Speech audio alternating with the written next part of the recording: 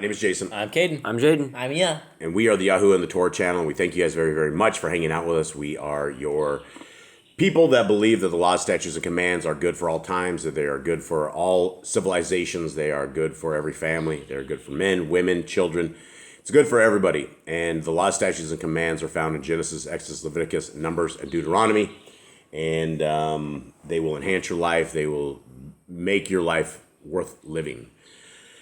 All right, so today on our Creator's calendar, it is month 10, brand new month here. It is the first day on the first day of the week. It is the 25th day on the Gregorian calendar, and that makes it a Christmas day, Saturnalia day. And so unfortunately, everybody has gotten on their knees to Nimrod's cut off piece of anatomy.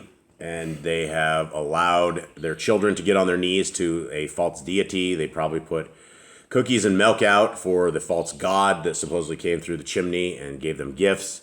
And it's actually a really somber day. It's really sad. It's Saturnalia. And so my family, not my family here, but all my other family, they all celebrate it. It's the most festive day of the year. And as they march them their own ways into hell, and nobody cares. So, all right, let's continue on. Anyone want to take a guess, quick guess on what your count is? What were we yesterday? I'm gonna guess like 480. 480. 500. Okay. Just 500. 475. Okay, so this is the actual count right here. We have 427 of the main restored name scriptures, within 41 of the others of the complete Hallelujah scriptures. What I found interesting was the Spanish scriptures is now the fifth place, 31 downloads. 31 downloads of this. So the total that I had, I did my little handy-dandy calculator, 498. 498 downloads of the U.S. restored name scriptures so far in the month of December. And so that is good times. Okay. All right, let us get into our day. And we are in the letters, the wisdoms of Solomon. We're in the 5th chapter of this, and we are cruising our way through this on a very, very pagan day. Okay, here we go.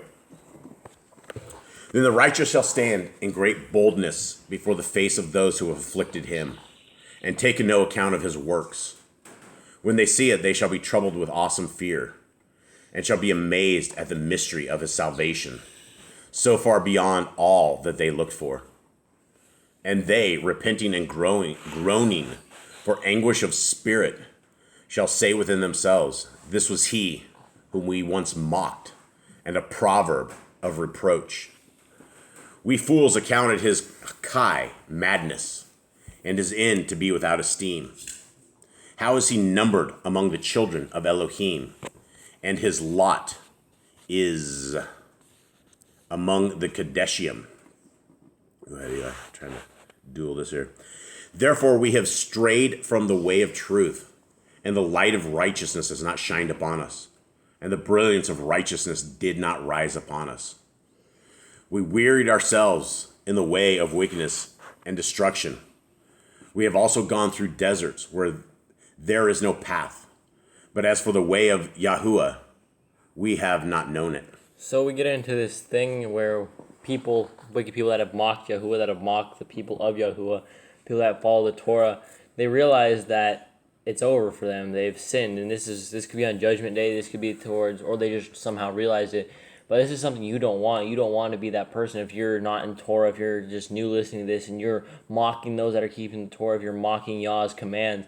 You don't want to be that person on Judgment Day that goes, wow, I was wrong. You don't want to be repeating exactly what this says, because you will repeat this. You will say these things when you get on Judgment Day, saying how wrong you were and how righteous Yah's laws really were. Yeah, I mean, many people will say on that day, Adonai, Adonai, and they will be told by our Messiah. And our Messiah, Yahushua, who is, you guys know him as Jesus the Christ, but there were no J's in Hebrew. But he will tell people to get lost, right? Depart. And they're going to be very hard words. And we can live this life now, and we can get on our knees to Nimrod and celebrate all these evil things. And we can we could do it, and it's not what we're celebrating it for. We're celebrating it for the birth of our Messiah.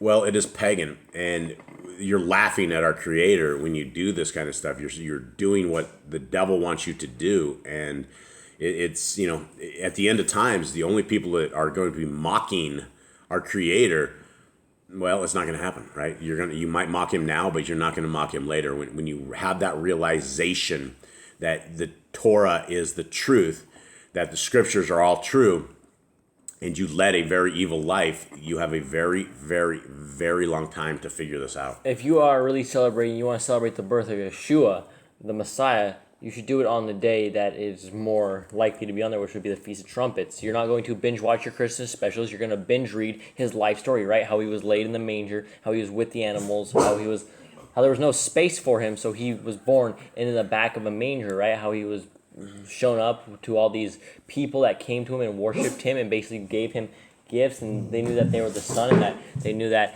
the angels sung for glory, right? Well, that's how you would celebrate his birth. You would blow the shofars on that day because the shofars were blown as a signifying to the Messiah. And so as we sing all these Christmas carols, as we do all this kind of stuff, it's not what our Creator would have us to do. And so I don't know where you were going with that whole thing, Cade, but it's bad news at the end when you are not keeping the Torah. Yeah, I was just saying that if it's really about the birth of the Messiah, you're not going to get on a tree. There were no trees mentioned, no trees decorated, nothing mentioned in the Bible that where Yeshua was born. He wasn't born under a tree. Why are you under a tree? You really need to look deep into these things. Why do you even have a tree in your house? What's the reason for it? Because nowhere in Messiah's birth was there a tree with a star on top or an angel on top or whatever you put on top of it. Nothing was decorated. There were no presents under the tree. Joseph didn't set any of that up. Mary didn't set any of that up. The people in the manger didn't set any of that up. No, and then, it's like as you spend your entire year's savings on all of these gifts to appease your wife and your husband and your kids and join in with this, you're just wasting your cash. You're wasting every bit of things that you have. And Yom Teruah is when we are supposed to be blasting our trumpets. That is when our Messiah was born. That is hopefully when our Messiah will come and get us, or somewhere close to that. And you only have one shot at this. We have one shot at this life, and many, many, many are losing it. Okay. What has pride profited us, or what good has wealth with our boasting brought us? All these have passed away like a shadow, and as a rumor that hastened away, and as a ship that passes over the waves of the water, which when it has passed, the trace of it is unable to be found. Neither the pathway of the keel in the waves, or as when a bird has flown through the air. There is no sign of it, its way to be found. But the air being lightly beaten with the stroke of its wings and parted with the rapid noise and motion of them is passed through. And after passing, there is no sign of it to be found. And I looked up the other day, and I heard that pounding of the wings. You can hear that, those birds, when they're up there. They're not very far away, but you can hear them literally like shh, shh, shh. And I looked up the other day, and I just thought how great our Creator was, that He's creating animals that are sitting there gliding upon the air, that we can sit there and watch them, and they're just, it's the analogy here is that it's like a bird. You see it and it's gone. There's no path to it. There's no anything to it. That's the whole point of what we're talking about here. Let's continue on. Or as when an arrow is shot at a mark, it parts the air, which immediately comes together again. So one cannot know where it went through. And that's amazing as well, right? These are the things we're talking about, invisible things. When we're parting the air, and only our Creator is able to understand this, that the air that we breathe is something around us that is physically able to be parted. You're able to get fans, and it's just amazing, our creation. So yeah, and all this stuff, you can see it, but you don't know where it went. Okay. Even so, we also, as soon as we were born, began to draw to our end and had no sign of uprightness to show, but were consumed in our own wickedness. For the expectancy of the unrighteous is like dust that is blown away with the wind, like a thin frost that is driven away with a storm. as the smoke which is dispersed here and there with a storm, and passes like the remembrance of a guest who stays but a day. But the righteous live forever. Even so, their reward is with Yahuwah. Okay, so what does it say right there? What was that last piece there? But the righteous live forever. So there's yet another promise. That's good news, right? How do you become righteous? What is this? And Christians will go, "Oh, you're just you're legalistic. You just think you're righteous." And that's what they've been trained to tell everybody. And when we say righteous, we are not saying that we are better than anyone else. I've said it before and I will say it again, that we fail far more than probably everybody out there. If you're looking for the greatest sinner amongst us, I have 10 fingers pointing back to me when I point at one, right? I am the biggest sinner amongst us all. So there is no righteousness to that point, but we can try to achieve righteousness by keeping the law, statutes, and commands and getting our life dialed in, that we can walk this path.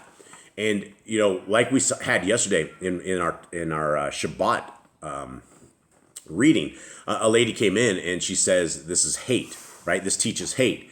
And the hate is, when somebody rapes a woman, you kill that man, right? You take him outside and you kill him with rocks. When you murder somebody, you take them outside and you kill them with rocks. If you have somebody that is preaching doctrine that is not in the Torah and trying to lead people astray, according to the will of our Creator, you pick up the rocks. So there's a tremendous amount of times that we are told, not as individuals, but we are told as groups of people with witnesses, right? You're not just going to pick up the rocks and start chucking them at people. There's a process and a procedure, and you have to bring witnesses. You have to bring them before the quorum. You have to do this in a procedural way. But it is not hate. I'm not saying to go kill people. What I'm saying is our Creator has said to put evil outside of our midst. And if that makes you think this is evil, I'm very, very sorry, but I would rather live in a world that does not have the perversion and the perverse people and the evil and the sin, not knowing what people are going to do because they're full of wickedness and vileness and they don't keep the Torah. So yes, there should be punishment for it in a just world. Okay. Even so, their reward is with Yahuwah, and the Most High looks after them. Therefore, they shall receive an esteemed reign and a lovely crown from the hand of Yahuwah. Do you think we get a real crown? Are we wearing a crown? I don't. Does anybody want to wear a crown? I don't think that they got people falling off all the time and losing. I don't want it. Yeah, I don't want to wear a crown. I don't want any of that. I can't even wear a hat right. It sometimes falls off. A crown's gonna flip over. I'll probably break Yah's tail or something. It'll fall off and break something. So I'd rather not have a crown. But I mean, do you guys think it's a real crown? I mean, are we? I think it's more like we have a glory on us, and so we're kind of like crowning glory. Yeah, I would say that's probably right. For with his right hand he shall cover them, and with his arm he shall protect them. He shall take his ardor as complete armor, and make creation his weapon for the vengeance of his enemies. What did you guys say in 17? He shall take ardor? He shall make his jealousy. Okay. He shall make his jealousy for complete armor. Okay. He shall put on let me try that again. He shall put on righteousness as a breastplate, and true judgment in a place of a helmet. What does that mean, put on righteousness as a breastplate? That means it's going to protect you, right? You're going to, in the spiritual battle, you're going to need more than just faith in Messiah Yeshua. You need righteousness as well. You need the Torah. And to protect yourself in the spiritual battle, you need both the pieces to work. Yeah, and so righteousness will create us a breastplate. It will create us the armor that is much needed. Okay, and true judgment in a place of a helmet. He shall take Kodesha for an invincible sword. Is it invincible? Invisible. Invincible. Mine's invincible. Okay, he shall take Kodesha for an invincible shield. He shall sharpen his severe wrath as a sword, and the earth shall fight with him against the foolish. Then the thunderbolts aimed true shall go out, and from the clouds, as from a well-drawn bow, they shall fly to the mark. Okay, this talks about the elements of our environment, right? Anyone want to have thunderbolts aimed at you? No, it's really scary. If you've never had a lightning storm or never been near a close lightning, it is very scary, and having that used against you as a weapon is going to be even worse. It's going to be even scarier. Yeah, not even just the thunderbolts, but the lightning and the thunder itself. It's not even bolts, but it's the thunder and the amount of electricity that flies through the air, and it is the intensity. It's just really intense. And that's why these people that shun our Creator and they're like, God doesn't exist, blah blah blah blah blah. Who created it then, right? It didn't get created out of nothing. We have a book that told us where it came from. Why don't we believe this until we have a better understanding of what it is? I mean, if it's all a lie, well, then where did it come from? And I don't believe that it is all a lie because it makes tremendous amount of sense. And even if it was a lie, the way that we are supposed to live is a good way. We're not supposed to thief from people. We're not supposed to take their stuff. We're not supposed to lie to them. We're not supposed to mess with them, right? We're not supposed to hurt people. We're supposed to take care of widows and orphans and things like that. And if you don't want to live like that, if you don't want the laws, statutes, and commands of our Creator, then I guess that is it. But then are you capable of hurting the widows? Are you capable of hurting the orphans? Because I know there's a tremendous amount of people that are totally fine with both of those. Okay, 22. And hailstones filled with wrath shall be thrown as a stone out of a bow, and the water of the sea shall rage against them, and the floods shall cruelly drown them. A mighty wind shall also stand up against them, and blow them away like a storm. So wickedness shall lay waste the whole earth, and evil works shall overthrow the thrones of the mighty. Okay, anything, guys? No, it just more promises that evil is going to be overthrown, and you don't want to be on that side of evil when judgment comes. What do we make of the wisdom of Solomon so far? Is anything? It's like kind of like Proverbs. A little bit like Proverbs. It's like Proverbs, but I think it's more on our level, right? We can understand it easier. We know that evil is going to be dealt with. We know that what righteousness is. It explains what righteousness is. Yeah, it's not talking in like Solomon's, I don't know what He speaks like code. code. Code talk, and a lot of his stuff. A lot of the stuff doesn't talk. And so far, it's not talking like a king, right? A lot of the stuff in Proverbs, he talks at stuff that we wouldn't understand because we are not kings. Yeah, he was talking stuff where like for his actual children that were going to inherit the reign that they needed to do. Yeah. And this is for I think all the people. Yeah, and so this is definitely interesting. Anyone know why this is not in our scriptures? Why has this been pulled out of our normal Something scriptures? more that the enemy did not want us to learn, something the enemy did not want us to have, and they just threw it out because, well, I guess 66 is the way to go. Yeah. Okay. All right, guys. Well, that's it. Thank you guys very much. Our family out there, we love you guys very much. We hope you have a wonderful day. We hope and pray that you are not celebrating this pagan day and that you are far, far away from any of this evil. So thank you guys very much. All right, Shalom. Shalom.